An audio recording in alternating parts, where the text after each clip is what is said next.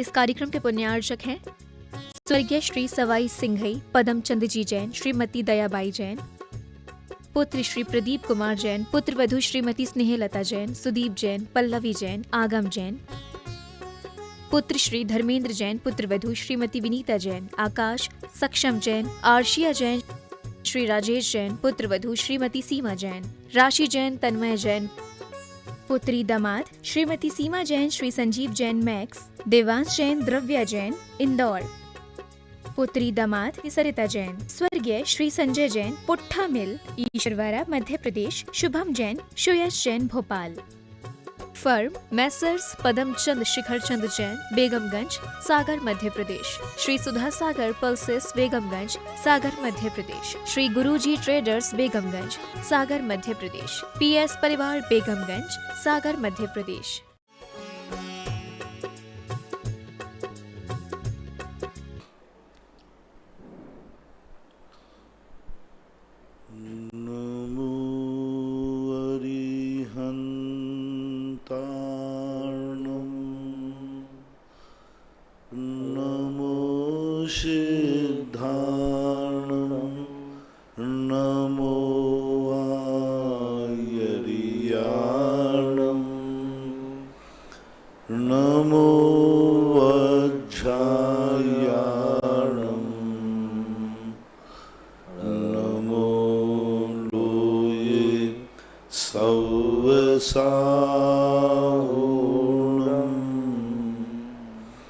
पंच परमेष्टि भगवान की जय हो। आचार्य श्री गुरुवर कुंद कुंद महाराज की जय हो। आचार्य श्री गुरुवर विद्या सागर महाराज की जय हो। परम पूज्य निरापक मुनि श्री 108 सुधा सागर जी महाराज की जय हो।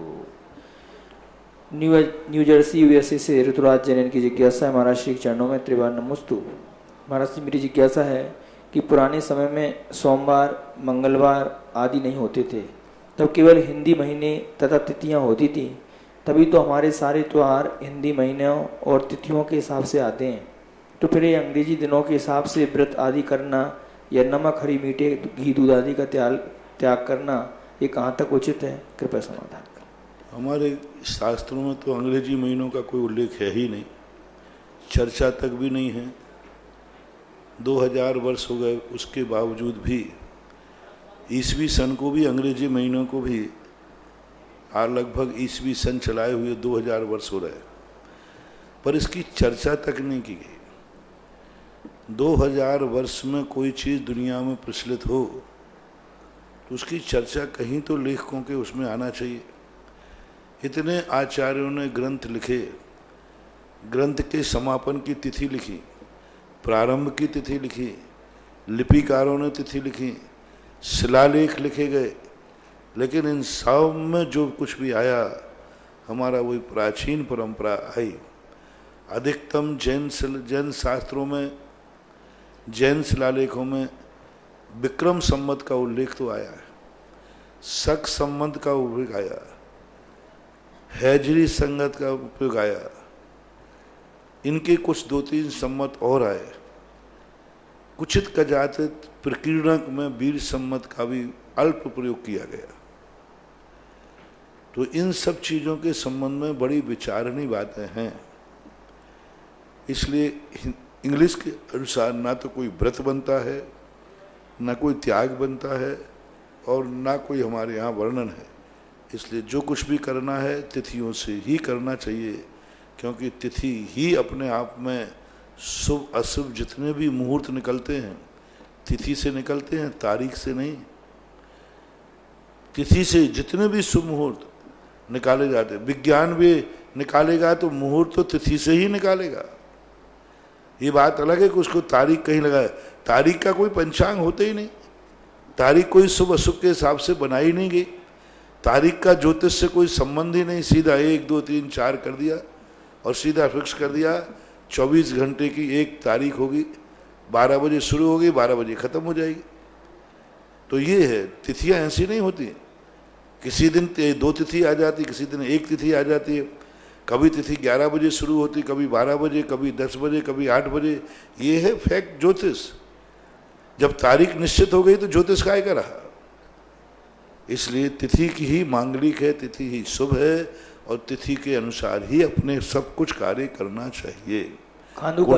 किसी की कुंडली भी बनती है तो तिथि से ही बनती है, उसे कुंडली के नक्षत्र ग्रह आदि जो कुछ भी निकाले जाते हैं, भले ही आप तारीख बताएं, लेकिन पंडित उस तारीख को तिथि में परिवर्तित करेगा फिर आपको बताएगा। खांडू कॉलोनी बांसवाड़ा से विनीत जैन की जिज्ञासा है, गुरुवर के चरणों में त्रिवान नमोस्तु। महाराज श्री, मेरी जिज्ञासा है कि इस बार कोरोना वायरस की परिस्थिति को देखते हुए लगता है कि चातुर्मास और पर्युषण पर्व में भी कोई राहत नहीं मिलेगी। ऐसे में अभिषेक पूजन आदि से वंचित ही रहना पड़ेगा। महाराज श्री, ऐसा कर्म का उदय कैसा कर्म का उदय है? शायद ही ऐसा कभी पहले नहीं हुआ हो। क्या आपने प्रतिमानुयोग की या कोई घटना में ऐसा पढ़ा या सुना है? कृपया समाधान। देखो, भावी कल्पनाओं के ऊपर अभी मत जाओ। पहली बात, वैज्ञानिक युग है। दूसरी बात, भरोसा रखो, अभी कोई भी विकल्प मत करो। तुम 10 लाख क्षण पर की बात करो, अभी मैं चतुर्मास के संबंध में भी चिंतित नहीं हूँ, मैंने सोचा ही नहीं, क्योंकि अशुभ दिन आते हैं तो शुभ दिन आने में भी देर नहीं है। अंधेरा और प्रकाश प्रकृति ने बराबर बराबर दिया है। इतने दिन अपन ने जितने कितने सुख के दिन भेजे, कोई महाबीमारी नहीं थी। अब कोई चीज आई है तो अब एकदम थोड़ी चली जाएगा। अंधेरा शुरू हुआ है तो रात तो व्यतीत होने दो। सुख सुख के दिन तो बहुत व्यतीत लिए, अभी 100 साल के बाद ये महामारी का एक रूप बना है। तो अब महामारी तो महामारी ही होती है, आने में उसका समय कम रहता है, जाने का समय थोड़ा चलता है, जाएगी, होगा, विश्वास रखो। और दूसरी बात, अब भविष्य में जो होगा, अपन तो एक ही बात जानते हैं, हर परिस्थिति का सामना करने के लिए तैयार रहो। जीवन एक चुनौती है जिसे स्वीकार करना है, जीवन एक स्वप्न है जिसे साकार करना है, बस। पूना से सचिन जैन, इनकी जिज्ञासा है, गुरुवर के चरणों में नमोस्तु। महाराज श्री, अनुश्रेणी गति, इसके अर्थ में बताया गया है कि संसारी जीव एक गति से जब दूसरी गति में जाता है तो उसको जाने में जो एक समय लगता है उसको अनुश्रेणी गति कहते हैं। तो महाराज जी, मेरी जिज्ञासा है कि जो एक समय का अर्थ क्या 1 सेकंड लें?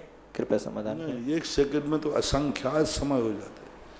समय एक वो अभिभागी गणना है जो किसी यंत्र और किसी छद्मस्त के ज्ञान का विषय नहीं बन सकता, अभिभागी है। 1 सेकंड में असंख्यात समय, इसलिए उसकी गणना तो अपने ज्ञान और यंत्र से परे है। नागपुर से आदि कुमार पंडित की जिज्ञासा है, गुरुदेव के चरणों में नमोस्तु। महाराज श्री, उपसर्ग केवली भगवान का शरीर उपसर्ग के दौरान खंडित होता है या अंशतः जल जाता है। तो गुरुदेव, मेरी जिज्ञासा है कि केवल ज्ञान प्राप्त हो जाने पर उनका शरीर पूर्ववत हो जाता है या उस खंडित स्थिति में उनका निर्माण होता है? कृपया समझ। आगम में इसका कोई उल्लेख नहीं किया गया। और ये ऐसे लोग जिनके शरीर खंडित हो जाते हैं, वे 13वें गुण स्थान में ज़्यादा देर ठहरते नहीं हैं। मात अंतर्मुह जघन अंतर्मुह ठहर करके और मोक्ष चले जाते हैं। ज़्यादा समय उनका ठहरना होता नहीं विकलांगों का।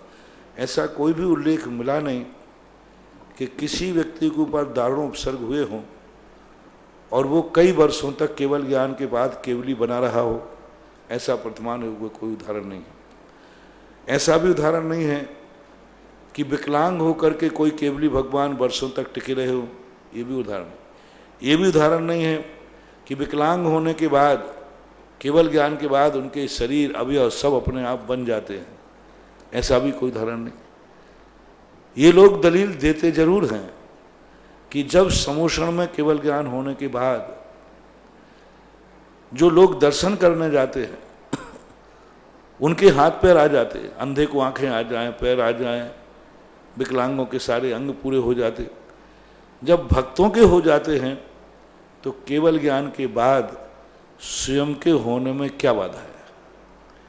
पर यह तर्क उनका इसलिए उचित नहीं है क्योंकि ऐसा कोई उदाहरण हमें देखने में नहीं आया, कहीं कथन भी नहीं किया।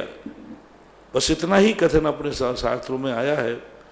जब भगवान के 46 मूल गुणों की चर्चा हुई, उसमें एक उपसर्ग रहित पने का आया है कि केवल ज्ञान जैसे होता है फिर केवली भगवान उपसर्ग रहित हो जाते। अब उनके पास कोई उपसर्ग नहीं होगा, लेकिन नंगोपांग का क्या होगा, ये आगम इसमें मौन है। विदिशा से चंद्र कुमार जनन की जिज्ञासा है, गुरुवर के चरणों में त्रिवान नमोस्तु। महाराज श्री, मेरी जिज्ञासा है कि यदि कोई संकल्प लेता है कि 24 घंटे के लिए नमोकार मंत्र का पाठ करूंगा और वह व्यक्ति 24 लोगों को 1 घंटे नमोकार मंत्र का पाठ कराता है और पाठ को 24 घंटे मानकर पूर्ण करता है, तो क्या ये संकल्प पूर्ण माना जाएगा? कोई व्यक्ति 24 व्यक्तियों को लेता है नमोकार मंत्र पढ़ने के लिए और 1 घंटे में ही 24 लोगों को नमोकार मंत्र पढ़ने के लिए बोल देता है, तो नहीं नहीं नहीं नहीं नहीं, ऐसा नहीं होगा, ऐसा नहीं। जो काम 24 घंटे में होना वो 24 घंटे ही में होना। 24 जितने बार पढ़ना उतने लोग बैठा दो।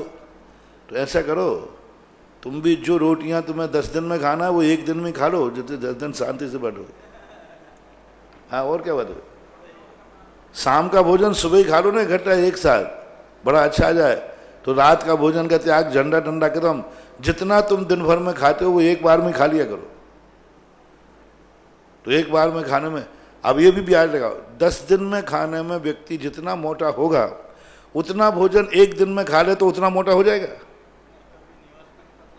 वही भोजन हम 10 दिन करेंगे तो जो शरीर में ताकत आएगी, यदि उतने ही भोजन वो 1 दिन में कर लेंगे तो उतनी ताकत आ जाएगी? नहीं आएगी। तो जैसे पाचन समय से ही होता है, वही वाली बात हो गई कि एक कपड़ा 1 घंटे में सूखता है, तो 10 कपड़े कितने घंटे में सूखेंगे? तो आप 10 लगाओ, और या फिर 10 कपड़ों को कम कर दो। तो ऐसी बात नहीं, एक टुकड़ा भी होगा तो टाइम वही लगना, सब में वही टाइम लगना है। नहीं, ऐसी कभी सोच नहीं करना, इससे बहुत बड़ा दोष है। रामगंज मंडी से शोभित जैन की जिज्ञासा है, गुरुवर के चरणों में त्रिवान नमोस्तु। महाराज श्री, मेरी जिज्ञासा है कि आपने अपने प्रवचन में कई बार कहा कि इस आपत्ति काल में, जैसे कई लोग इस बार ऐसा करते हैं, ये बहुत परंपरा प्रश्न अच्छा है, लेकिन सुधार करो। 8 दिन का सिद्ध चक्र मंडल विधान है, महाराज हम 4 दिन में कर लें तो? हाँ, हो रहा है 4 दिन, क्योंकि पहले शुरू में तो कितने 8 अर्घ आते ना, 8, 16, 32 अर्घ आते, तो ये 3-4 दिन के 1 दिन में निपटा लो। नहीं, ये प्रमाद है। आजकल ऐसा होने लगा, 13 दिन का सूतक 30 दिन उठा लो, 30 दिन लीप पोत करके बराबर करके हमारा सूतक हुआ, नहीं चलेगा। 13 दिन का सूतक तुम कितनी लीपा पोती कर लो, तुम बैठक उठा लो, लेकिन सूतक तो 13 दिन का ही रहेगा, उसको कम नहीं किया जा सकता। तो ऐसा मतलब। रामगंज मंडी से शोभित जैन की जिज्ञासा है, गुरुवर आपने अपने प्रवचन में कई बार कहा कि इस आपत्ति काल में यदि दान दिया जाए, गुरुओं की बैयावर्ती की जाए, तो उसका पुण्य कई गुना मिलता है। महाराज जी, मेरी यहाँ एक जिज्ञासा उठती है, क्या इसी तरह इस आपत्ति काल में किए गए पाप भी अनंत गुना फल नहीं देंगे? क्योंकि देखने में आ रहा है कि इस लॉकडाउन पीरियड में कई लोग ऑनलाइन जुआ खेल रहे हैं, घर में रहते हुए और भी अन्य कार्य कर रहे हैं, तो क्या महाराज जी उनको बराबर आपत्ति काल में यदि कोई व्यक्ति पाप कर रहा है तो इससे बड़ा पापी और कौन होगा? जहाँ चारों तरफ महामारी पड़ी है, जहाँ चारों तरफ त्राही त्राही मची है, जहाँ हर व्यक्ति को भावी चिंता सताए रही है, शासन प्रशासन हमेशा लेकिन, और उस समय तुम्हारे अंदर पाप करने की बात सोच रही है, तो इससे बड़ा पापी और कौन होगा? इस समय तो आपको धर्म में ज़्यादा प्रवृत्ति होना चाहिए। 2 प्रकार के पाप होते हैं, एक व्यक्ति वैसे सहज भाव में करता है और एक विपत्ति काल में करता है। यानी व्यक्ति मुर्दा घर में पड़ा है और व्यक्ति जुआ खेल रहा है, शराब पी रहा है, कितना बड़ा पापी। इस पापी को तो माफीनामा है ही नहीं। आज देश में, आज राष्ट्र, आज भारत माता के ऊपर, आज पूरा राष्ट्र विश्व के ऊपर एक विपदा का संकट मंडरा रहा है। इसमें भी आप यदि अपने पापादि प्रवृत्ति में करते हैं तो ये आपकी एक बहुत बड़ी गलती है, नहीं करना चाहिए। इस समय सब लोग जितना बनता है अपने उतने ही सीमा में वह कार्य करें, अपने धर्म को बढ़ाएं। विपत्ति काल में पुण्य की कमी से सब कुछ होता है, तो पुण्य बढ़ाएं, यही नीति है। भानपुरा से अंकित ठोरा, इनकी जिज्ञासा है, गुरुवर के चरणों में त्रिवार नमोस्तु। महाराज श्री मेरी जिज्ञासा है कि चतुर्थ गुण स्थानवर्ती मोक्ष मार्ग को जानता है, मोक्ष मार्गी नहीं है, जबकि छेड़ाला में बताया गया है कि अविरत सम्यक दृष्टि जगन्न अंतरात्मा है और शिव मगचारी है। कृपया समाधान। कहा है, मैंने कहा ना उपचार से शिव मोक्ष मार्ग की प्रथम सीढ़ी कहा, सबका शास्त्रों में भी कई स्थानों पे आया। पंडित वर्ग ने ज़्यादा लिया इसको, पंडित वर्ग ने चौथे गुण स्थान की महिमा मंडित ज़्यादा की, क्योंकि उनसे चारित्र लेते तो बनता नहीं है। सीधा साधा सम्यक दर्शन ऐसा है जो सारी दुनिया की आंखों में धूल झोंकी जा सकती है। आई हम सम्यक दृष्टि, बस कहता हूँ। ना तो कोई त्याग दिखाना है, ना कोई चारित्र दिखाना है, सब कुछ करते जाओ और दुनिया को मात अपन बुद्धू बनाते जाए। इसलिए पंडित वर्ग ने जहां जहां आवृत्ति लोगों ने आवृत्ति गुण स्थान की महिमा को, सम्यक दर्शन को ज्यादा मुख्यता दी है। आप देख लेना, जिन लोगों से चारित्र लेते नहीं बनता, संयम लेते नहीं बनता, उन्हीं लोगों ने इस बात को उठाया है। चाहे आज के पंडित हों, चाहे पुराने पंडित हों, आता है संस्कार। क्योंकि व्यक्ति की सबसे बड़ी कमजोरी है कि वो उस बात को नहीं बोल पाता है जो उसमें कमी है।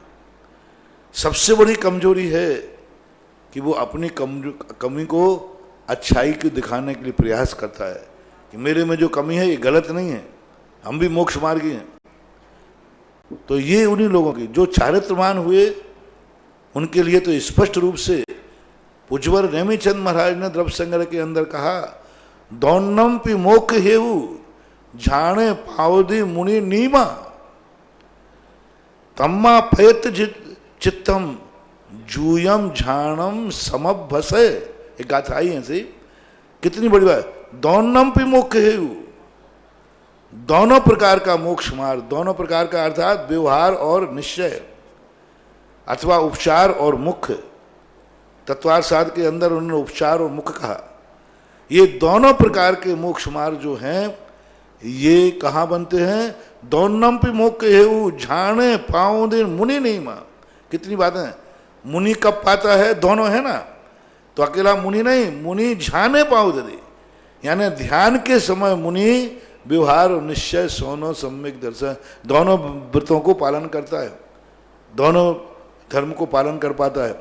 और उन्होंने दोनों धर्म बताए वहाँ पर कि व्यवहार धर्म क्या है और निश्चय धर्म क्या है। अस्वादे प्रवृत्ति सुहे प्रवृत्ति जान चारित्रम। और वही गाथा में कहा उन्होंने, बाह्य अभ्यंतर रोहो भव कारण पणासठम तत्व नानी तत्व नानीतम जुनोत्तम नानिस्य जुनोत्तम। इस प्रकार की बात उन्होंने कह करके और किया। हालांकि पंडित जी साहब ने, दौलत राम ने भी आगे जाकर के छेठाला में कहा, मुख्योपचार दुभेद यो बड़ भागी रत्न त्रय धरें। यानी मुख्य और उपचार जो रत्न त्रय धारण करने वाले हैं वे बड़भागी हैं।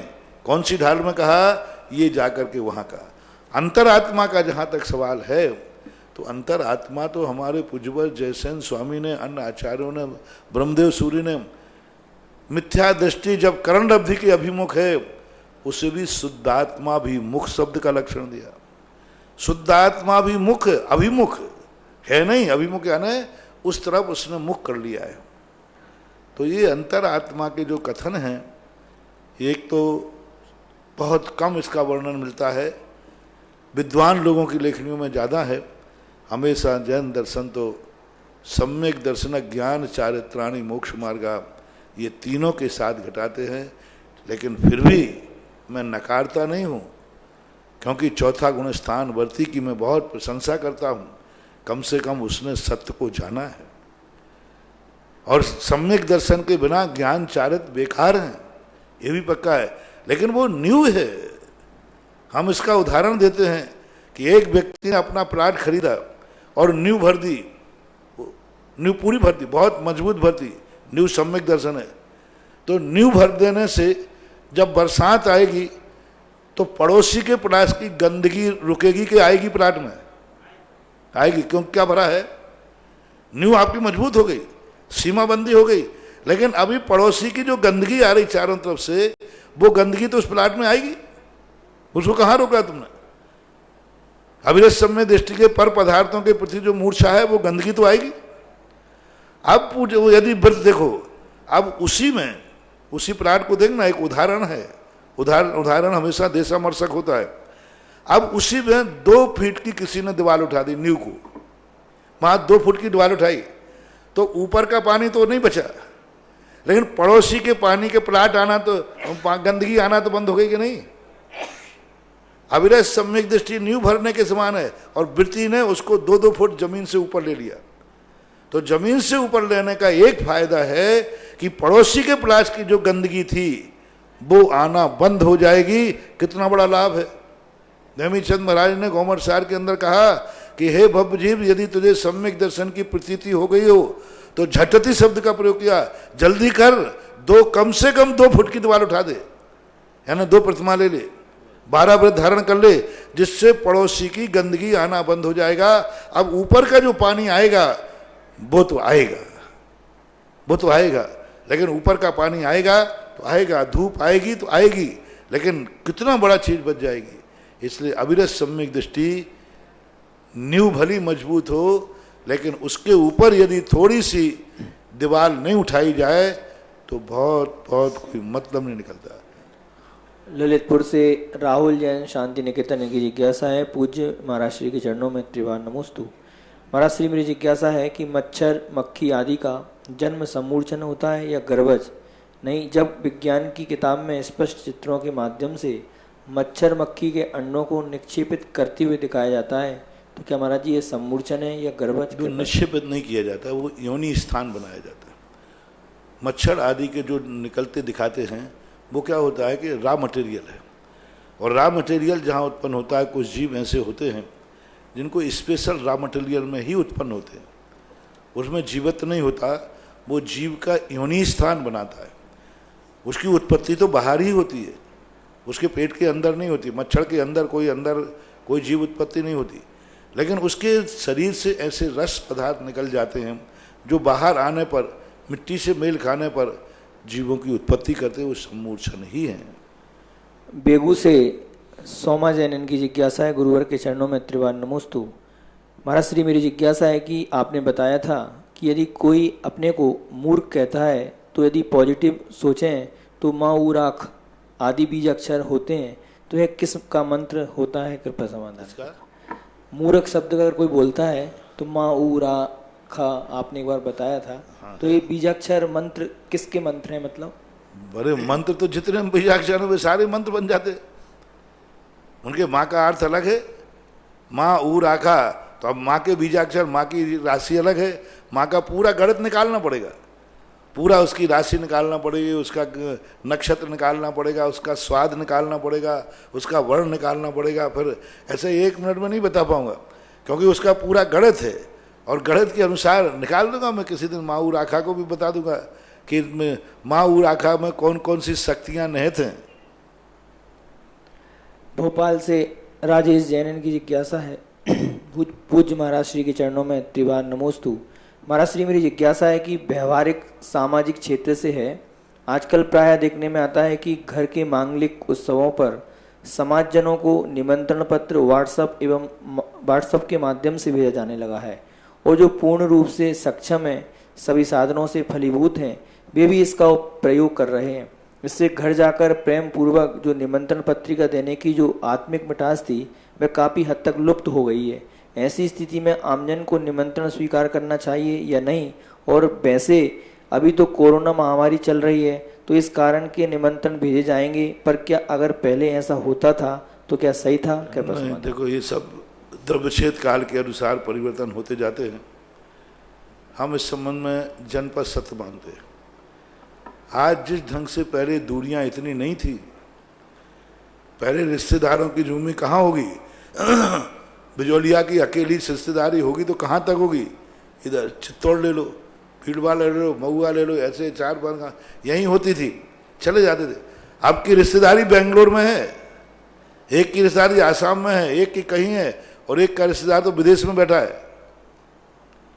तो अब कैसे संभव है? पहले व्यक्ति अपने रिश्तेदारों के यहाँ 8-15 दिन में घूम के आ जाएगा, अब आज वो कहाँ कहाँ जाए? कितनी दूरी पे जाए और कितना खर्च उसको करना पड़ेगा। तो आज की युग की मांग है। पहले हमने बैठने की परंपरा पर जब विचार किया, बहुत मैं पहले बुराई करता था, लेकिन जब देखा कि एक साथ अब 5 बजे तक कार्यक्रम चल रहा है और एक साथ वो 10,000 20,000 की जनता है जन्म कल्याणक है, अब जनता रोटी कैसे खाए, परोसने वाली कैसे परोसे, कैसे क्या करें। तो आज की जो व्यवस्थाएं हैं, आज के अनुसार इन सब चीज़ों पर ज़्यादा नहीं नकारें। मैं तो कहता हूँ अच्छा है, जितना राग कम हो उतना अच्छा है। आने जाने में कितनी हिंसा होती, आने जाने में कितनी रिक्स थी, कोई मर भी जाते थे, निमंत्रण देने जाते थे और रास्ते में लुट जाते थे, पिट जाते थे, मर जाते थे। कम से कम मोबाइल से करने पर हो जाता है। तो देखो, इसको सापेक्ष लें, ना मैं इसका पूर्णतः समर्थक हूँ और ना पूर्णतः निषेधक हूँ, सत्यानुष्ठान कहलाता है। वांसवाड़ा से मनोज जैन की जिज्ञासा है, पूज्य महाराज श्री के चरणों में बारंबार नमोस्तु। महाराज श्री, एक बार अगर किसी व्यक्ति को सदगति का आयु बंद हो जाता है तो क्या बाद में जीव कोई अपराध या गलती कर देता है, तो क्या कभी नीच गति का भी बंद हो सकता है क्या? नहीं, उससे गति का तो बंद हो जाता, आयु नहीं परिवर्तित होती, क्योंकि वो इतना नीच करेगा ही नहीं कि आयु को खंडित करना पड़े। यदि किसी को देवायु का बंद हो गया तो उससे इतना नीच काम नहीं होगा कि उसकी आयु पर प्रश्न चिन्ह लग जाए। वो आयु सत्ता में पहुंचने के बाद एक ही कर्म ऐसा है पूरे कर्मों में जो सत्ता में होने के बावजूद भी प्रभाव दिखाता है। पूरे कर्मों में ऐसा नहीं है, पूरे कर्म सत्ता में पड़े रहते हैं, उनका कोई अपन को पता नहीं चलता। लेकिन आयु कर्म यदि सत्ता में आ जाती है तो उदय में नहीं आया तो भी अपना प्रभाव दिखाती है। एक प्रभाव दिखाती है कि जिसकी आयु सत्ता में हो जाए उसको ऐसे निमित्त मिलेंगे ही नहीं कि उसका अकाल मरण हो जाए, मिलेंगे ही नहीं। वो कभी गाड़ी के नीचे नहीं गिरेगा, वो गाड़ी से नहीं कटेगा, उसको सेल्फास खाने पर असर नहीं होगा, उसको सेल्फास खाने का निमित्त नहीं बनेगा। उसको कोई तलवार भी मारेगा तो बाजू से निकल जाएगी, उसकी छाती में तलवार नहीं जाएगी। बंदूक भी चला देगा, बम भी चला देगा, मान लो बम के बीच में भी फट जाए, लेकिन वो कोई ना कोई बहाने से उसकी सुरक्षा हो जाएगी। अब ये सब कौन कर रहा है? सत्ता में बैठी हुई आयु इतना प्रभाव दिखाती है कि उसको अकाल में नहीं मरने देगी। जो वर्तमान भुज्यमान आयु है उसका एक दिन भी कम नहीं होने देगी। जिसको आयु का बंद हो जाए उसका अकाल में, एक बात। दूसरा, आयु का बंद होने के बाद यदि नरक और त्रिंच आयु का बंद हुआ है तो उसको व्रत नहीं लेने देगी, संयम के भाव नहीं लेने देगी, करेगी नहीं, भाव ही नहीं बनाएगी। ऐसा इसी प्रकार देवायु का जो बंद हो जाने के बाद उसके ऐसे निकृष्ट परिणाम नहीं होंगे। कृष्ण लेस्याल होना आदि अलग बात है, लेकिन ऐसे निकृष्ट परिणाम जो नरक की तरफ ले जाएं ऐसा नहीं होता, क्योंकि आयु कर्म सत्ता में आने के बाद अपना प्रभाव दिखाती है। कोटा से नविता जैन की जिज्ञासा है, पूज्य महाराज श्री के चरणों में त्रिवार नमोस्तु। महाराज श्री, मेरी जिज्ञासा है कि योगों की प्रवृत्ति कैसे घटाएं जिससे कर्मों का बंध कम हो, इसके लिए हमें क्या क्या पुरुषार्थ करना चाहिए, कृपया समाधान। जो योग हैं इनको रोका नहीं, एकदम परिवर्तित करो। पहले पुण्य से पाप में परिवर्तित करो। यदि एकदम अपन रोक देंगे तो तुम पागल हो जाओगे, एकदम रोक दोगे तो घुट जाओगे। एकदम नहीं रोका जाता, आंखें एकदम बंद कर लोगे तुम घुटोगे। आंखों को थोड़ा परिवर्तन करो। राग की मुद्रा देखते हैं, उनको वीतरागता की दिखाओ, तो उनको परिवर्तन कर दोगे। परिवर्तन करोगे तो मन उलझ जाएगा, मन समझ जाएगा, और परिवर्तन करते करते फिर इसको रोकने की प्रयास करो। जैनागम ने पहले अशुभ से शुभ और शुभ से शुद्ध की यात्रा बताई है। तेंदुखेड़ा दमोह से सुदीप जैन की जिज्ञासा है, पूज्य गुरुवर के चरणों में त्रिवार नमोस्तु। महाराज श्री, हरिवंश पुराण में अध्ययन करते समय यह आया है कि समुद्र विजय जी के भगवान नेमिनाथ जी के अतिरिक्त अन्य पुत्र थे, जबकि ऐसा कहा जाता है कि भगवान अपने माता पिता की एकमात्र संतान होती है। इस संबंध में कृपया समाधान। वो प्रश्न आया है, उसके संबंध में विचार चल रहा है, कैसे दिया, क्या दिया। होती तो एक ही संतान है, लेकिन एक अपवाद रूप उसमें प्रस्तुत है, उसको देखना है। परम पूज्य आचार्य गुरुदेव श्री विद्यासागर जी महाराज जी के परम आज्ञानुवर्ती शिष्य निर्यापक श्रमण मुनि पुंगव श्री सुधासागर जी महाराज के मुखारबिंद से अपनी अपनी जिज्ञासाओं का समाधान प्राप्त कर रहे हुए देश विदेश के सभी महानुभाव जो टीवी चैनलों के माध्यम से अपना लाभ ले रहे हैं, सुधा कलश चैनल के माध्यम से लाभ ले रहे हैं, उन सभी की जिज्ञासाएं क्षेत्र पर आती हैं और वो सारी जिज्ञासाओं का समाधान पूज्य गुरुदेव अपने मुखारबिंद से संपन्न करते हैं। आज इस क्षेत्र पर चलने वाली बड़े वेदी के स्वर्ण कार्य के लिए बहुत सारे भक्तों ने अपनी भावनाएं भेजी, जिसमें सर्वप्रथम 51 रुपये स्वर्गीय छगनलाल जी जैन की पुण्य स्मृति में उपलक्ष्य में शमशाबाद से 51 रुपये की राशि प्राप्त हुई, 51 रुपये जैनमती जैन रामपुरी गाजियाबाद उत्तर प्रदेश से, और इस क्षेत्र पर चलने वाले असीमकालीन भक्तांबर विधान जो परमानेंट जीवन भर जब तक आपका जीवन है तब तक चलेगा, आपकी पीढ़ी दर पीढ़ी आपका नाम चलता रहेगा। 51,000 रुपये की राशि चंदालाल ऊषा मुकेश गुलाब प्रगेश नीलिमा सालिमा जैन बेंगलोर शादी की सालगिरह के उपलक्ष्य में उन्होंने इस असीमकालीन भक्तान विधान की डेट को निश्चित किया। बहुत धन्यवाद के पात्र हैं। महाराज श्री इंदौर से हिमांशु चेतन विनयनगर इंदौर, सप्तऋषि का उल्लेख कहां पर कैसे आया है? पूजन तो हम सब लोग करते हैं और आगे भी करते रहेंगे, लेकिन ये पता नहीं कि सप्तऋषि कौन है, कहां से आए, कैसे आए। देखो, सप्तऋषियों के संबंध में पहले भी हमने बहुत पहले बताया था, कल भी प्रसंग आया था।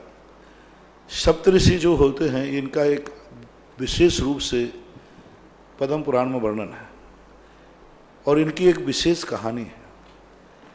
ये एक श्रीनंद नाम के राजा और धरणी के पुत्र थे और वो राजा थे वहाँ के, और वहाँ पर उन्होंने वो जो गांव का नाम उनका दिया है, वहाँ पर वो आज वर्तमान में वो देश नहीं मिलता, एक नाम दिया उन्होंने, वो देश नहीं मिलता। और इनके ये 7 के जो नाम थे गृहस्थ अवस्था के, इनके सर्वमन्यु, श्रीमन्यु, श्री निश्चित और सर्व सुंदर, जयवान और जयमित्र और एक विनय विलास। विनय विलास थे 6वें नंबर के और 7वें नंबर के थे जयमित्र। तो ये इनके गृहस्थ अवस्था के नाम थे। दीक्षा के बाद इनके नाम क्या थे ये आगम में बोलने को देखने को नहीं आया।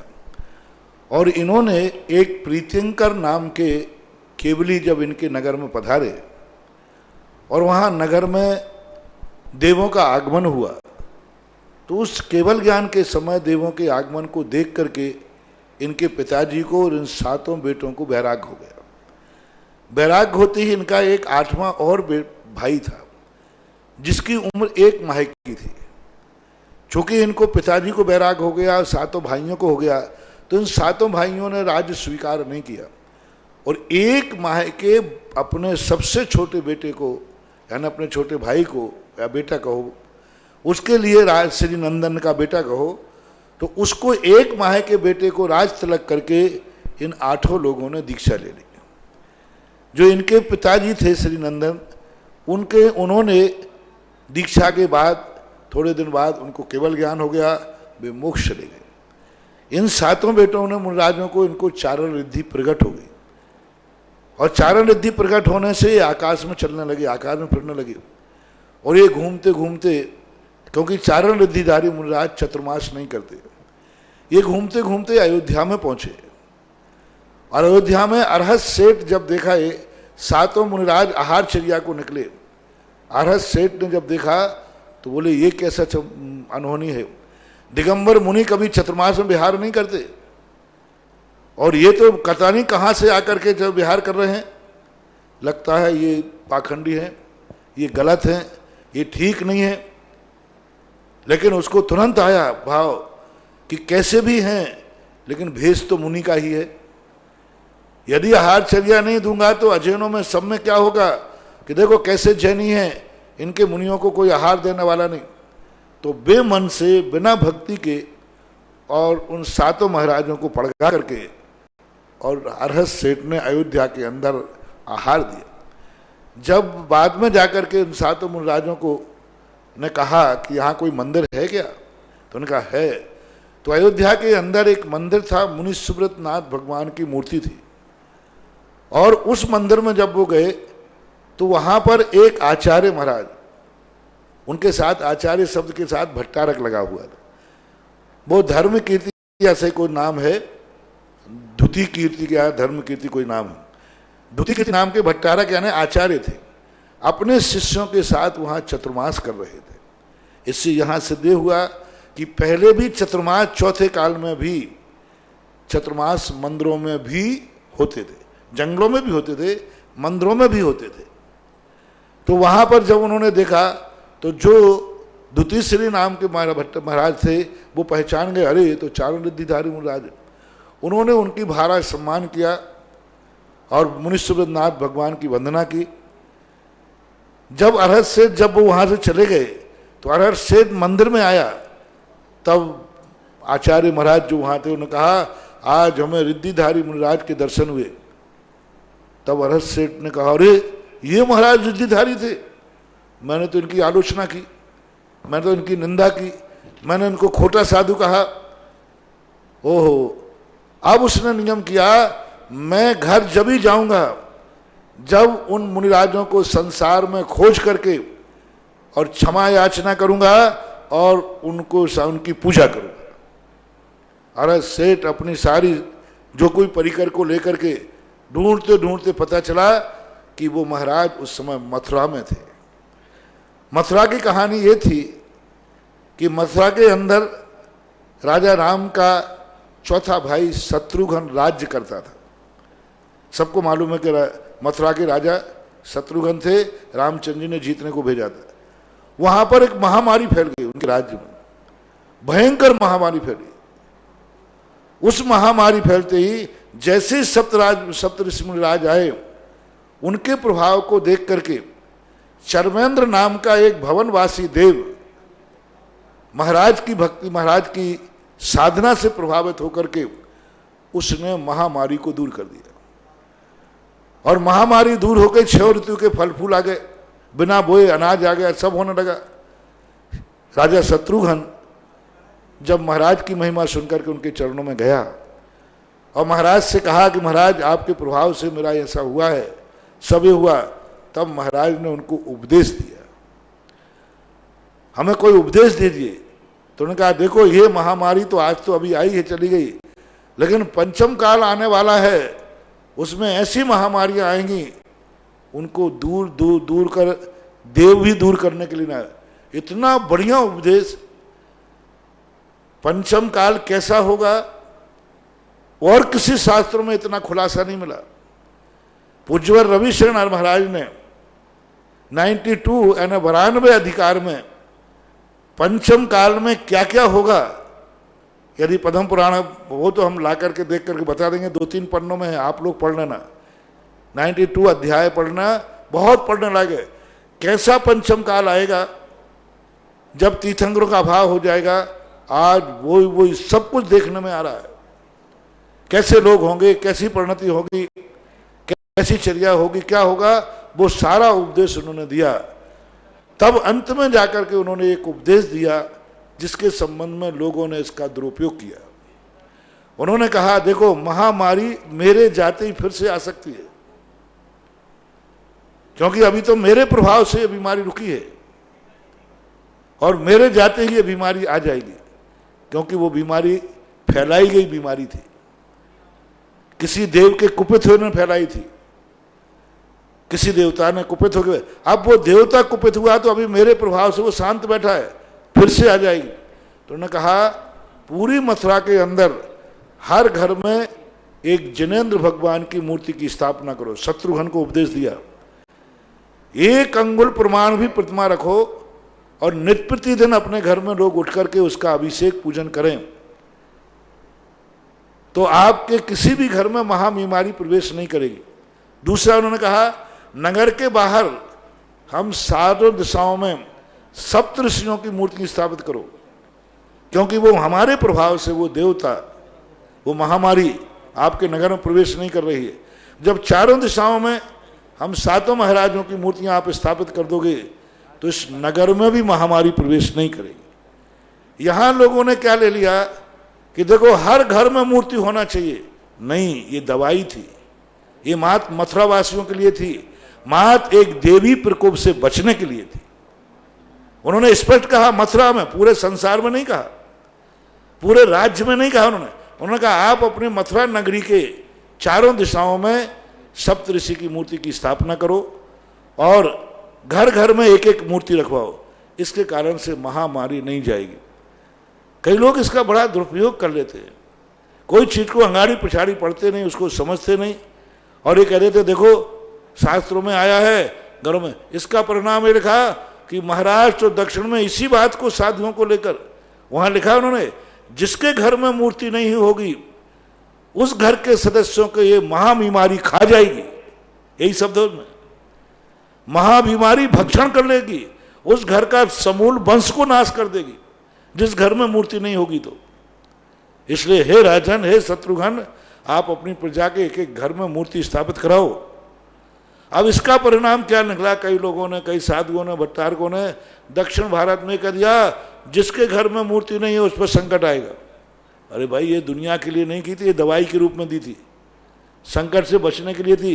ये मात उसी एरिया के बचने के लिए थी। स्पष्ट शब्द का, उसको गौर से पढ़ें। तो ये इनके सप्तऋषियों की मूर्ति स्थापना के संबंध में और महामीरा के। अब यदि अपनी श्रद्धा है तो एक बात और इस प्रश्न के जवाब में कहना चाहता हूं, अभी तक उस तरफ उपयोग नहीं गया था, कि सप्तऋषियों की यदि आप पूजा कर सकें तो सप्तऋषियों की पूजा है। और पूजा के लिए, उनके पूजा के लिए अभी महावीर से आप बात कर लेना से, ये आपके पीडीएफ बना करके डाल देंगे, 2 पेज की। आज से आप लोग अपने अपने घरों में सप्तऋषियों की पूजा शुरू करो। हो सकता है 7 ऋषियों के आने से मथुरा की महाबीमारी दूर हो गई और सारे जैनी सप्तऋषियों का नाम लेंगे तो शायद कोरोना महामारी भाग जाए। जय हो। देखो, साधु का दिमाग तो किसी प्रश्न पे ही चलता है। जब जैसी बात आएगी, जैसी चर्चा आएगी, वैसे आ गया। इतने दिन से क्यों नहीं बताया? उपयोग नहीं गया। अब ये तो उपयोग की बातें हैं। अब उस समय उपयोग नहीं गया तो नहीं गया, आज उपयोग चला गया। तो जब जो मिले उसी समय समझ लो, जब जागो तभी सवेरा, तभी सवेरा है। आज से सभी लोग अपने अपने घरों में सप्तऋषि महाराज की पूजा शुरू कर दें।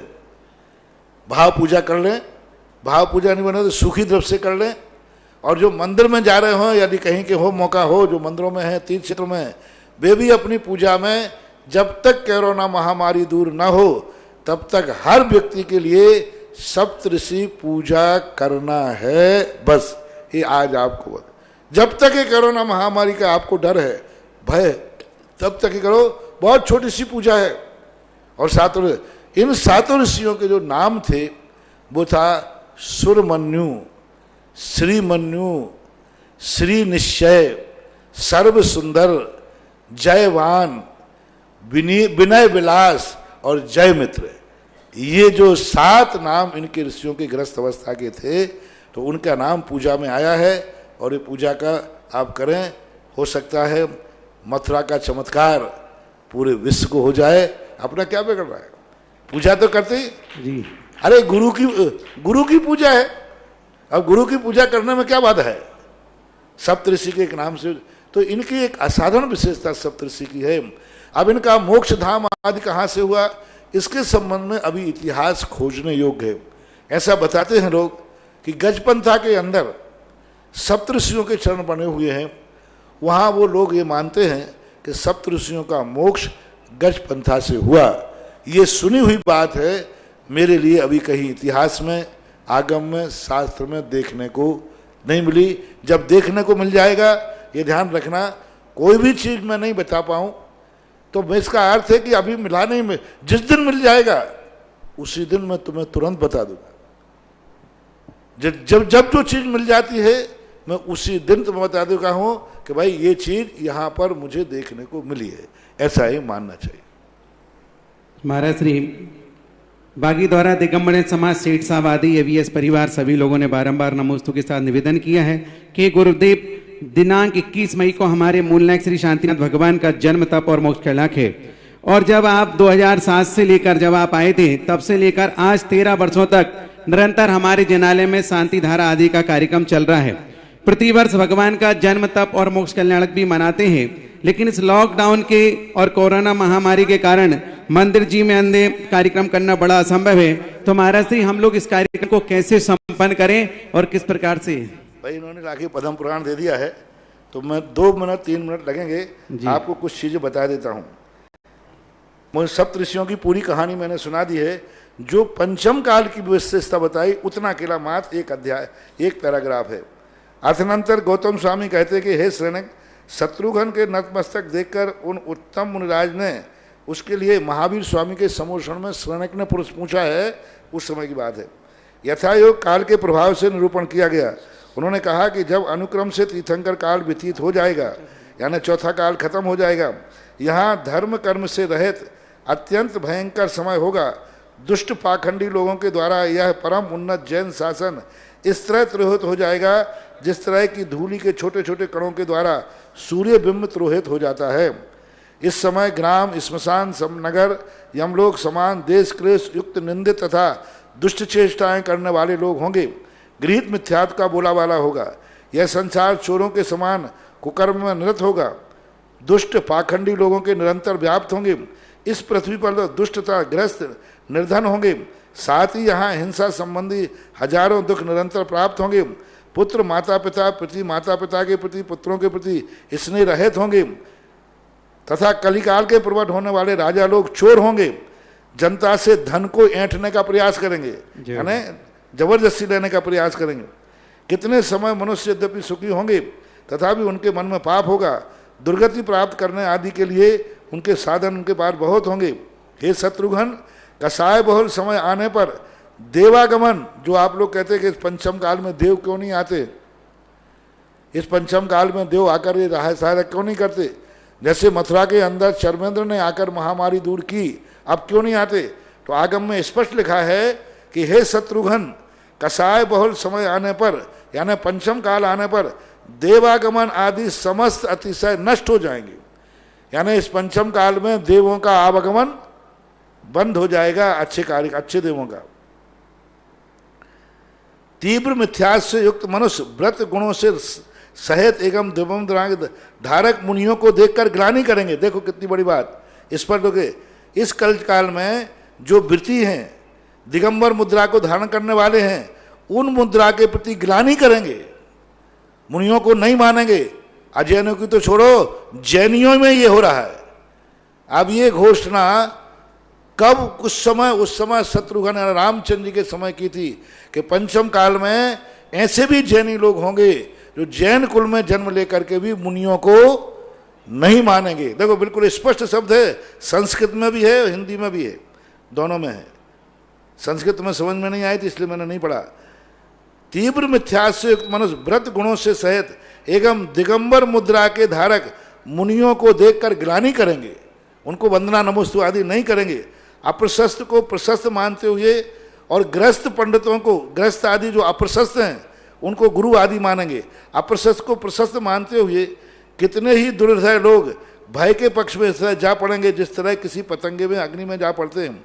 हंसी करने में उद्यत कितने ही मूढ़ मनुष्य सांचित मुनियों को तिरस्कार करेंगे, यानी जो अच्छे मुनि हैं उनका तिरस्कार करेंगे और जो खोटे मुनि हैं उनकी पालना करेंगे।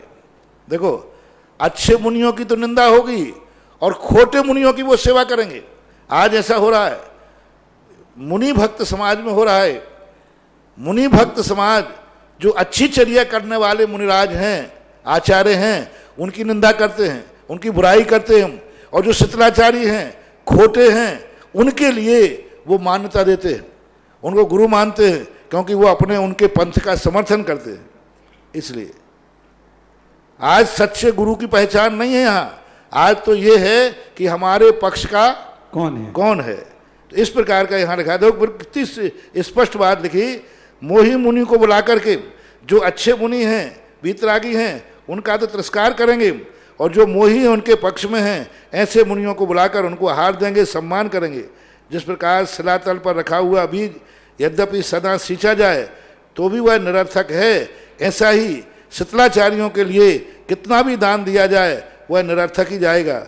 जो ग्रस्त मुनियों की अवज्ञा कर ग्रस्त के लिए आहार देता है, मूर्ख चंदन को छोड़कर बहेड़े को प्राप्त करता है। इस प्रकार दुष्मता कारण अधम काल का आया जात आत्मा को हित करने वाले शुभ तथास्थायी कार्य करें। बस आगे है, और आगे जो अभी मूर्ति की बात कही थी वो और पढ़ दें। मथुरा के समस्त लोग समीचीन धर्म को धारण करके दया और वात्सल भाव से संपन्न जिन शासन की भावना से युक्त हों, घर घर में जिन प्रतिमाएं स्थापित की जाएं, उनकी पूजाएं हों, अभिषेक हो, विधि पूर्वक प्रजा पालन किया जाए। हे शत्रुघ्न, इस नगरी के, देखो सारे भारत में नहीं कहा, सारे विश्व में नहीं कहा, इस नगरी के जिसमें महामारी फैली है, इस नगरी के चारों दिशाओं में सप्त ऋषियों की प्रतिमाएं स्थापित करो, उससे सब प्रकार की शांति होगी। आज से लेकर इस नगर के जिस घर में जिन प्रतिमा नहीं होगी, उस घर को महामारी इस तरह खा जाएगी जिस तरह व्याघ्री अनाथ मृग को खा जाती है। जिसके घर में अंगूठे प्रमाण भी प्रतिमा होगी, उस घर में यह महामारी गरुण से डरी हुई सर्पणी के समान भाग जाएगी।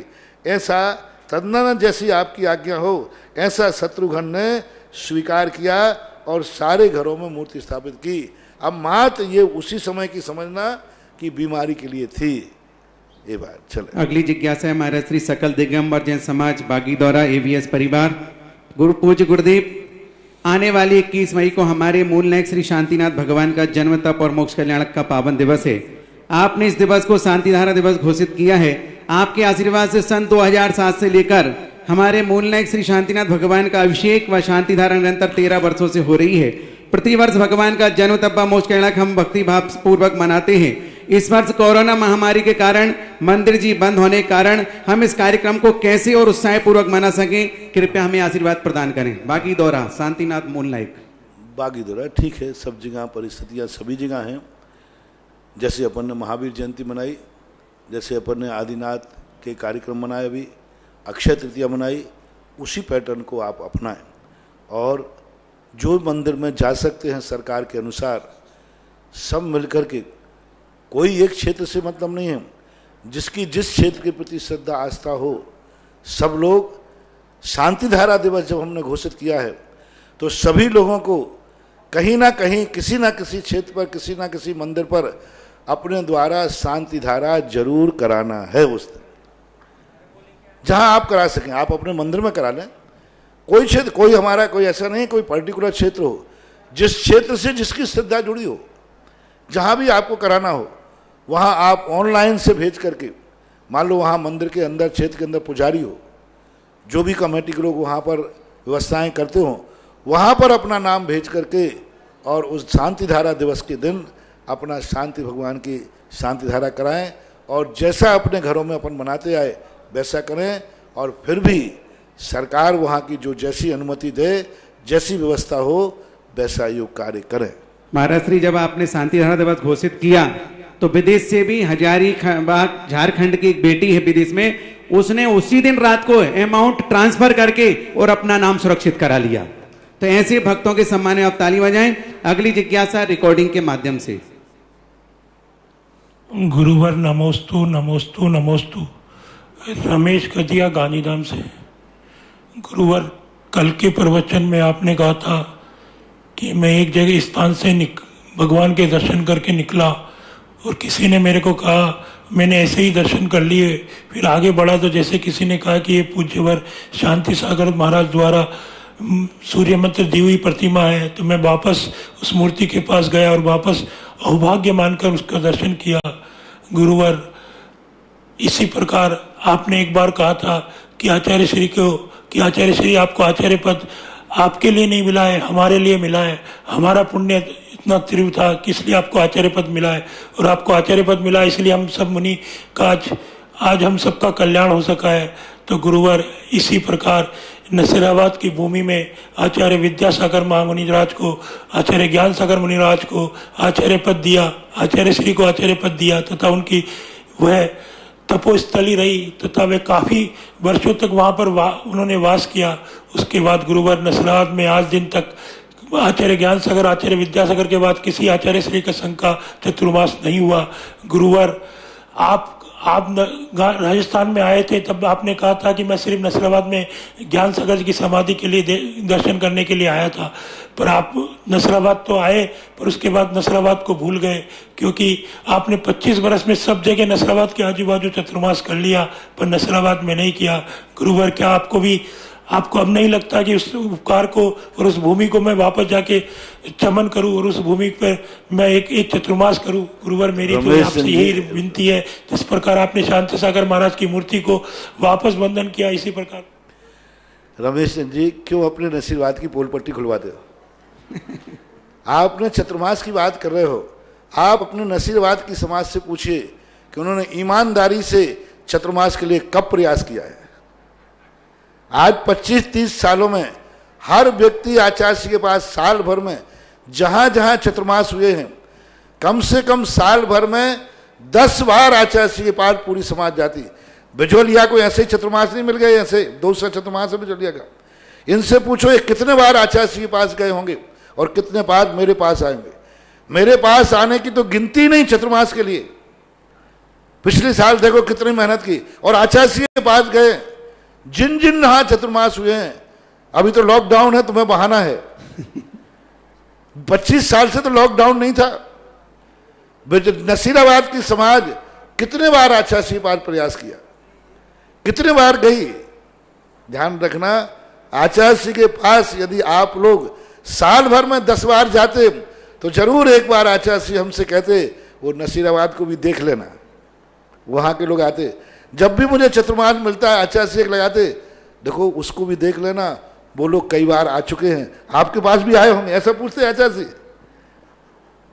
जब चतुर्मास देते हैं तो पूछते हैं देखो वहां के लोग बहुत बार मेरे पास आए, आपके पास भी आए होंगे, उसको देख लेना। तो अब ये कहते ही नहीं, कितने बार प्रयास किया। मां, तुम आचार्य ज्ञान सागर का नाम लेकर के मुझे बुलाना चाहो तो मैं ज्ञान सागर के पास जा सकता हूं। तुम्हारे पास तो तुम्हारी भक्ति से जाऊंगा, ज्ञान सागर के नाम पर नहीं जाऊंगा। ज्ञान सागर के नाम से जाऊंगा तो ज्ञान सागर के पास जाऊंगा, समाधि लूंगा। अभी मेरे समाधि के दिन आएगा तो विचार कर लूंगा। अभी तुम्हें यदि नसीराबाद भक्ति की बात करना है तो नसीराबाद वाले अपनी भक्ति का प्रदर्शन करें, अपनी भक्ति को सामने लाएं, और जो विधि है सालों पहले से कम 2-4 बार 10 बार आचार्य के पास जावे, तब आचार्य को ध्यान आता है। अब तुम आचार्य महाराज जी वही नसीराबाद जहाँ ज्ञान सागर जी थे, आचार्य को अब ठीक है ज्ञान सागर जी याद आते हैं, नसीराबाद याद नहीं आता। ज्ञान सागर के तो बहुत संस्मरण सुनाए मैंने, आचार्य के मुख से ज्ञान सागर के बहुत संस्मरण सुने, लेकिन कभी नसीराबाद का संस्मरण नहीं सुना। ज्ञान सागर के खूब संस्मरण सुने, समाधि के समय, उसके पहले, लेकिन नसीराबाद का कोई संस्मरण मैंने आचार्य के मुख से नहीं सुना। तो आप आचार्य को नसीराबाद उनकी दृष्टि में लाएं, उनके मानचित्र पर लाएं, उनके हृदय चित्र पर लाएं, और उनके मन में आ गया तो फिर हमें आदेश मिल ही जाएगा। और आदेश मिल गया तो फिर मैं कौन होता हूँ रुकने वाला, तुम कहो या नहीं कहो, मुझे तो गुरु का आदेश का पालन करना है। थोड़ा हमारे लिए कहने के आप भूल गए हैं, ये कहा इसलिए कह रहा हूं मैं। जब मुझे ही सारा उल्हाना दे रहा है तो फिर मैं भी तो उल्हाना दे दूं। महाराज श्री इसी से संदर्भित अंशु गोदा उन्हीं की बहन ने कहा है कि गुरुवर के चरणों में नमस्तु। 22 तारीख को परम उपकारी जिन्होंने हमें आचार्य श्री जैसा हीरा दिया, और उनके बाद अगर गुरुदेव नहीं होते, आचार्य विद्यासागर जी को दीक्षा नहीं दी होती, तो आज आप जैसे संत भी हमारे मध्य नहीं होते। तो ऐसे हम हजारों जन्म लेकर भी उनका ऋण नहीं चुका सकते। तो ऐसे ज्ञान सागर जी महाराज का समाधि दिवस 22 तारीख को हम घर में कैसे मनाएं?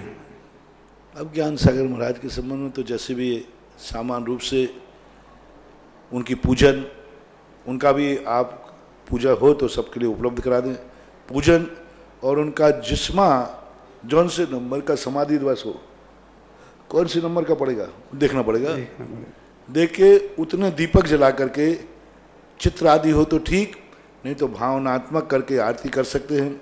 उतने दीपक नहीं जला सकें, एक आरती लेकर के एक दीपक जला करके भी आरती कर सकते हैं। यही आज किया जा सकता है। अगली जिज्ञासा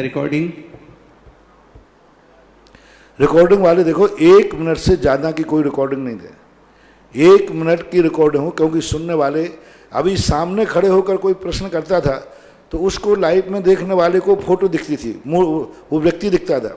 अब इसमें क्या होता है, बड़ी संख्या में पूरे जितने चैनल पे देख रहे हैं उनको कोई व्यक्ति तो दिखता नहीं बोलने वाला, अकेली आवाज़ सुनते हैं, तो आवाज़ सुनते सुनते वो बोर हो जाते। बोर हो जाने से वो उनका मन डिस्टर्ब होता है। कई लोगों का समाचार आए कि जब सामने कोई खड़े होकर बोलता है तो हम लोगों का मन लगा रहता है कि सामने कोई खड़ा है। अब इसमें जब शंका होती है तो कोई भी खड़ा नहीं रहता, टीवी खाली रहता है, मात्र आवाज आती है। हाँ, तो हम मौन बैठे हैं हम मौन बैठे हैं ना, हम बोलते हुए देखे तो फिर उनको खुशी है। हाँ, फिर खुश रहते, सही बात। आगे ध्यान रखें बंधु, आज तो जो रिकॉर्डिंग आ गई ठीक है, लेकिन कल से अगर किसी की 1 मिनट से ज्यादा रिकॉर्डिंग होगी तो उसको रिकॉर्डिंग इस कार्यक्रम में जोड़ा नहीं जाएगा, ये पक्की बात मान के चलिएगा। आइए अगली रिकॉर्डिंग। नमोस्तु महाराज श्री, पूरे परिवार की ओर से नमोस्तु। मैं तारिका पाटनी उदयपुर से। महाराज श्री, आज आपका प्रवचन सुना, चांदखेड़ी वाले बाबा की महिमा सुनी।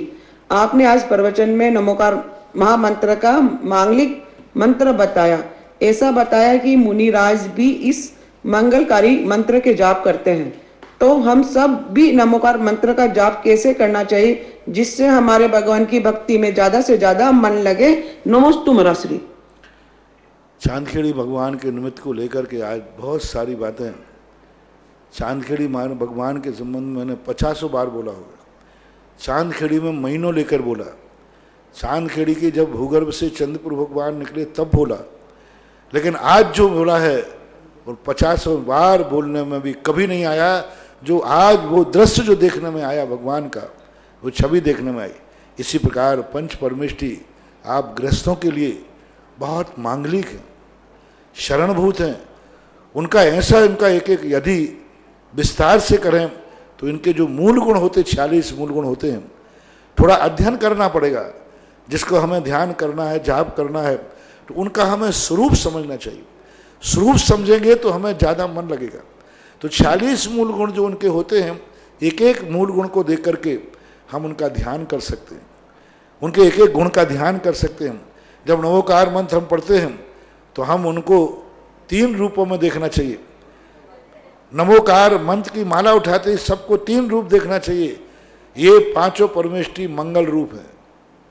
जैसे अपन कहते हैं कि भाई अपन को कार्य करना है तो चलो दीप पूजन कर लेते हैं, मंगल कलश स्थापित कर देते हैं, ध्वजारोहण करते हैं।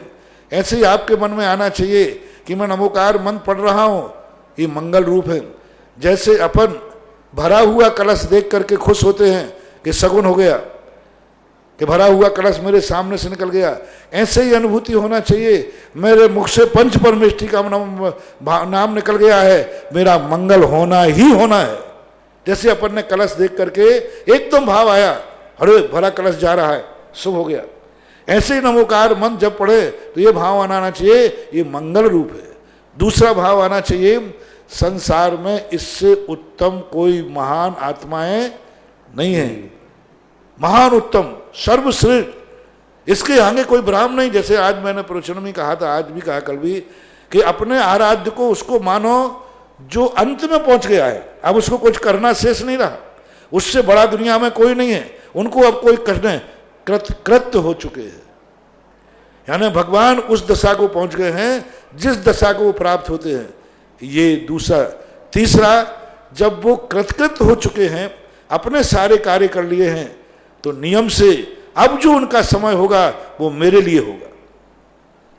इसलिए मैं ऐसे लोगों की शरण में जाता हूं जिनके अभी खुद के कार्य शेष हों, वे तुम्हारे कार्य को समय कैसे दे पाएंगे। जिनको अभी खुद ही अपनी समस्याएं निपटाना है, वे तुम्हारी समस्याएं कैसे निपटाएंगे। देवी फिरे दिनों की मारी, पंडा कहें सीधो लाओ। देखो तो, लेकिन जो अपने आप में पूर्ण हो चुका है, अपनी पूरी साधना कर चुका है, अपने लक्ष्य को पा चुका है, ऐसे व्यक्ति के पास यदि हम जाएंगे तो वो हमारे लिए सब कुछ उसके पास मिलेगा। इसलिए मैं ये 5 परमेष्ठी अपनी अपनी भूमिका के अनुसार अपने अपने पदों में पूर्ण उस क्लास में पूर्ण नंबर ला चुके हैं। अपनी अपनी क्लास में इन्होंने 100/100 नंबर प्राप्त कर लिए हैं। अब ऐसे व्यक्ति की संगति, ऐसी व्यक्ति की मैं शरण स्वीकार करता हूँ। ऐसे मंगल, इनसे अच्छा को सर्वोत्तम कोई नहीं है, इनकी शरण ही मैं स्वीकार करता हूँ। अन्यथा शरणम नास्ति त्वमेव शरणम मम तस्मात् कारण भावेन रक्ष रक्ष जनेश्वरा। हे पंच परमेष्ठी, मैं प्रतिज्ञा करती हूँ कि मैं तेरे अलावा अब आज के बाद मैं किसी शरण में जाना, स्वप्नांतरे भी न कदाचित, स्वप्न में भी नहीं, भवांतरे भी ना, मैं भवांतरों में भी अब मैं किसी दूसरे की शरण स्वीकार नहीं करूंगा। ऐसी भावना करके नमोकार मंत्र को पढ़ना चाहिए। अगली जिज्ञासा। मैं उज्जैन से प्रीति बिला। महाराज जी के चरणों में त्रिबार नमोस्तु नमोस्तु नमोस्तु। महाराज जी, सुबह प्रवचन में आपने बताया कि हमें गुरु के पास कभी खाली नहीं जाना चाहिए, 2 लब्धियों को जरूर लेकर जाना चाहिए। तो महाराज जी, ये क्षयोक्षम लब्धि और विशुद्धि लब्धि क्या होती है, इन्हें हमें कैसे प्राप्त करना? अभी मैं इसको प्रवचनों के दौरान प्रातःकाल बढ़ाएंगे। क्षयोक्षम लब्धि का अर्थ जो मैंने 2 दिन पहले कहा था, अपनी जिंदगी में बुराइयों की लिस्ट बनाओ। तुम्हें दृष्टि में क्या बुरा लगा इस संसार में, क्यों मोक्ष जाना चाहते हो, क्यों धर्म करना चाहते हो, क्यों भगवान के पास आए हो, क्या कमी है तुम्हारे पास। तुम्हें सबसे पहले अपने अंदर का अभाव, अंदर में जो तुमने बुरा माना है, उन बुराइयों को अपने अंदर फीलिंग करना कि मैंने इतनी चीज़ें मुझे बुरी लग रही हैं, इसलिए मैं उन बुराइयों की लिस्ट गुरु के पास रखो कि भगवान मेरी जिंदगी में ये पाप हुए हैं, ये बुराइयां हैं, ये अब मैं नहीं चाहता हूँ। ये तुम्हें अपनी इच्छा से कहना पड़ेगा, वो क्या देंगे वो बात की बात है। ये क्षयोक्षम लब्धि कहलाती है। और जो अंदर से भाव आता है कि ये बुराइयां तो छूटे, अच्छाइयां मुझे प्राप्त हो, असत्य का परिहार हो, सत्य की उपलब्धि हो, अंधकार का नाश हो, प्रकाश की उपलब्धि हो, ये जो परिणाम आता है ये विशुद्धि लब्धि कहलाती है। संक्षेप में अभी यही समझना। और कितनी बड़ी मार्मिक बात कही थी, गुरु 0 हैं, गुरु 0 देंगे। तुम्हारे पास यदि 1 नंबर भी है और गुरु ने 0 रख दिया, बहुत बड़ा प्रवचन। आज का प्रवचन सबको सुनना चाहिए। हम भगवानों के पास जाते, गुरुओं के पास जाते और कहते हम खाली हाथ लौट के आए। खाली हाथ क्यों नहीं लौटोगे, आप 0 लेकर जाते हैं और भगवान और महाराज 0 देते हैं। 2 0 हो गए, 3 हो गए, 100 शून्य दे दो, कुछ नहीं। और 1 नंबर लेकर के जाओ कि मेरे पास 1 गुण है, मेरे पास 1 अच्छाई है, मेरे पास 1 रुपया है। रुपया देकर, रुपया का उदाहरण दिया था, 1 रुपया लेकर के जाओगे और जैसे ही भगवान और गुरु की कृपा होगी वो तुम्हें 0 देंगे। और 1 के आगे 0 लग जाएगा तो 10, 2 लग गए तो 100 बढ़ते जाएंगे। तो इसलिए कुछ ना कुछ नंबर लेके जाओ। सम्यक दर्शन चाहिए गुरु के पास, तो मैंने 2 नंबर बताए थे। 2 लब्धियां अपनी लेके जाओ, 2 लब्धि के बाद जो 0 मिलेंगे वो बढ़ते जाएंगे। ऐसा। अगली जिज्ञासा रिकॉर्डिंग। परम पूज्य आध्यात्मिक संत तीर्थोद्धारक मुनिपुंगव सुधा सागर जी महाराज के चरणों में धुर्र परिवार का बारंबार नमोस्तु नमोस्तु नमोस्तु। थोवन जी कमेटी यो वर्ग अशोकनर का बारंबार नमोस्तु। परम पूज्य गुरुदेव, आपका आशीर्वाद थुवोंजी कमेटी को 2000 से ही मिल रहा है, तब से थुवोंजी प्रगति की राह पर बढ़ रहा है। गुरुदेव, आपने 2013 में 7 दिन का समय थुवोंजी दर्शनोदय तीर्थ को दिया। तब से 7 मंडलों की स्थापना के बाद थुवोंजी एक विकास की नई राह पर चल रहा है। वहाँ आपने ATM लगा दिया, डेली निरंतर धन की आमदनी हो रही है और लगातार होती रही है। गुरुदेव, कल एक प्रश्न आया था कि यदि 1 साल तक तीर्थ पर आमदनी ना हो तो कैसे चले। गुरुदेव, आपने थुवोंजी को ऐसा आशीर्वाद दिया है कि 5 साल तक भी लॉकडाउन हो जाता है तो थुवोंजी में कोई कमी आने वाली नहीं है। आपके भक्त वहाँ अभी भी ये बातें सुनकर के मुझे भी खुशी होती है कि ये क्षेत्र कमेटी हमें अभी 5 साल तक परेशान नहीं करेगी। हाँ महाराज जी, पूरी नहीं बात तो हुई नहीं है। कई बच्चे ऐसे होते हैं, अब 2 महीने में करने, हमारे पास कुछ बच्चे नहीं मिले। माए बहुत अच्छा है, ये बहुत अच्छा है। इसका अर्थ दर्शनोदय तीर्थ क्षेत्र अपने आप में इतना बड़े भावना कर सकता है, यही सबसे बड़ी। मैंने तो ये कहा था, जैनी तो वो है कि एक दिन भगवान के दर्शन करके कमाई करता है और 10 भाव तक उसका पुण्य खाता है। जय हो। एक बार करता है और 10 भाव तक पुण्य खाता है। एक बार गुरु का आशीर्वाद मिल जाए, एक बार उसकी महिमा पता चल जाए तो क्षेत्र को ऐसा है। बहुत अच्छा। महाराज श्री बात पूरी हुई नहीं, आगे बढ़ा दे इसी को, डिलीट कर दी। महाराज जी पूरी कमेटी के भाव था, मैं बता देता हूं कि महाराज श्री आपका एक पावन वर्षा योग चाहिए, और पूज्य गुरुदेव के पास जब भी जाते हैं तब वो यही बोल देते हैं, उसने जो कहा भेजे ने पूरी बता देता हूं, मैंने सुना था, जब भी गुरुदेव के पास जाते हैं तो वो यही कहते हैं कि मैंने ब्रह्मचारी प्रदीप को और राजकुमार को कहा था, लेकिन मैं क्या करूं, तुम्हारा पुण्य प्रबल नहीं था, मैंने तो चातुर्मास का संकेत किया। एक बार हमारे लिए थोबन जी और ललितपुर 2 स्थान मिले थे, जब मैं राजस्थान से कानपुर गया था रामटेक आचार्य श्री के दर्शन करके, तो तब मिला था, लेकिन मैं करूं क्या, मैं वहां तक पहुंच ही नहीं सकता था। ललितपुर भी मैं 14 के दिन पहुंचा हूं और सीधा बिहार करते गया और स्टेज पे भगवान के अभिनंदन भगवान के दर्शन भी नहीं किए, सीधा प्रवेश करते ही स्टेज पे बैठकर चतुर्मास की स्थापना की थी।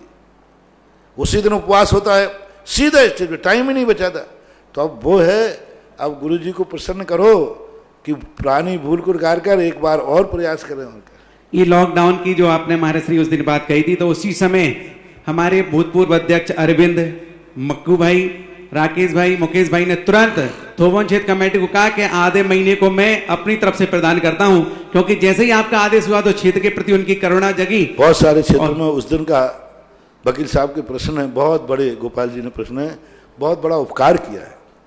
सभी मंदिरों और क्षेत्रों में जो चिंताएं हो रही थी, उस दिन जो वकील साहब के प्रश्न से जो मेरे मुख से समाधान निकला, उस समाधान में सारे लोगों के मन में बल आ गया। कितना सरल दे दिया कि जिंदगी में पहली बार मंदिर को जरूरत पड़ी है। हम तो हमेशा संकट में भगवान के पास जाते हैं, क्यों ना अपन मंदिरों की व्यवस्थाएं एक एक हफ्ते का 52 लोग ले लें। प्राय हर क्षेत्र के साथ 52 परिवार जुड़े होंगे, बिल्कुल हर कॉलोनी में 52 परिवार होंगे, सब होंगे। मंदिर के लिए एक एक हफ्ते का जो भी क्षेत्र का खर्च आता है, एक एक व्यक्ति अपने आप में समर्पित कर दे। और ये भी मैं वायदा करता हूं, ऐसे संकट के समय पर तीर्थ क्षेत्र को जो सहायता करेगा, जब तुम्हारे साथ संकट आएगा तब वो तीर्थ क्षेत्र का भगवान तुम्हारी सहायता करेगा। जय हो।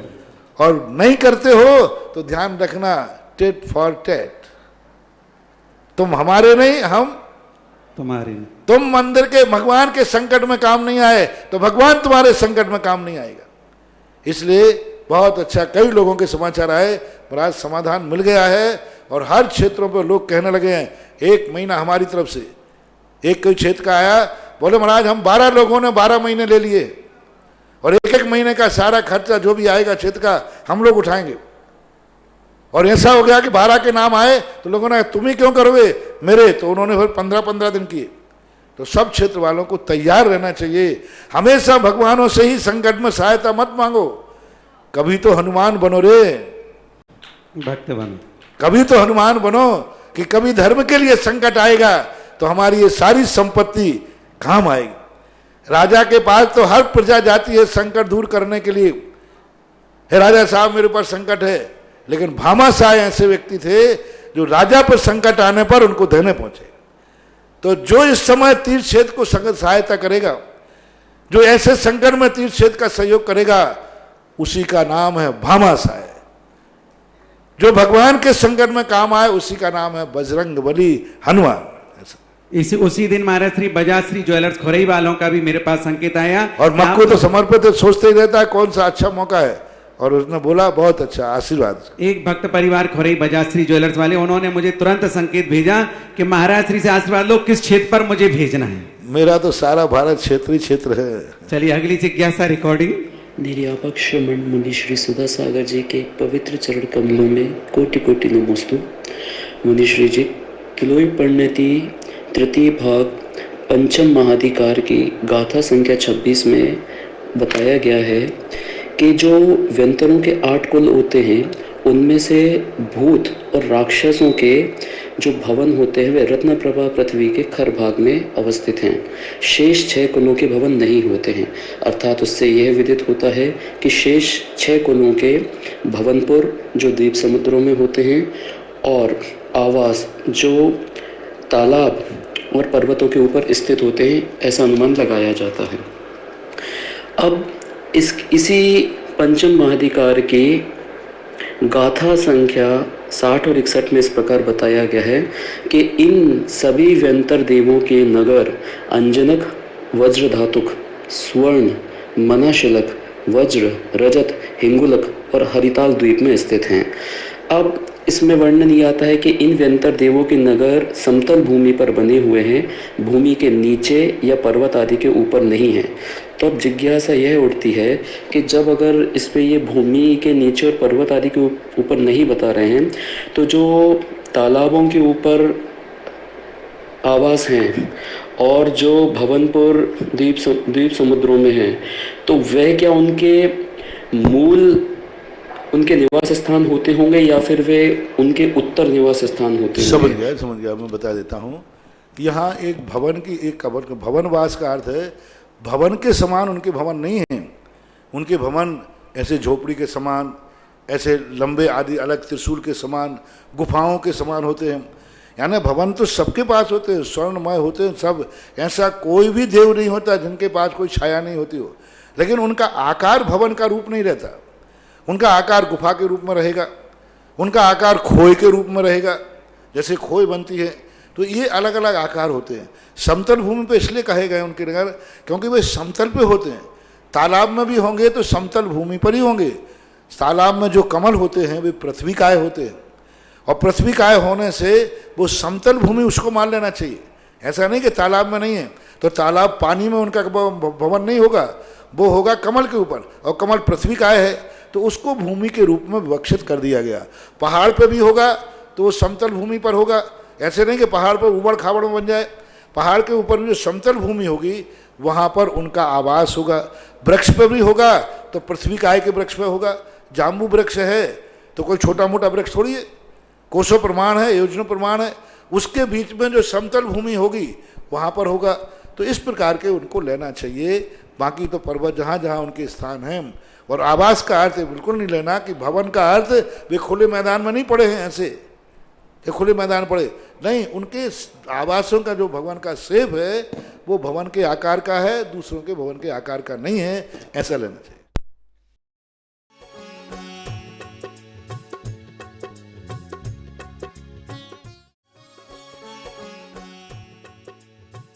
इस कार्यक्रम के पुण्यार्चक थे स्वर्गीय श्री सवाई सिंघई पदमचंद जी जैन, श्रीमती दयाबाई जैन, पुत्र श्री प्रदीप कुमार जैन, पुत्र वधू श्रीमती स्नेहलता जैन, सुदीप जैन, पल्लवी जैन, आगम जैन, पुत्र श्री धर्मेंद्र जैन, पुत्र वधू श्रीमती विनीता जैन, आकाश सक्षम जैन, आर्शिया जैन, श्री राजेश जैन, पुत्र वधू श्रीमती सीमा जैन, राशि जैन, तन्मय जैन, पुत्री दामाद श्रीमती सीमा जैन, श्री संजीव जैन मैक्स, देवांश जैन, द्रव्या जैन इंदौर, पुत्री दामाद सरिता जैन, स्वर्गीय श्री संजय जैन, पुट्ठा मिल ईश्वरवाड़ा मध्य प्रदेश, शुभम जैन, सुयश जैन भोपाल।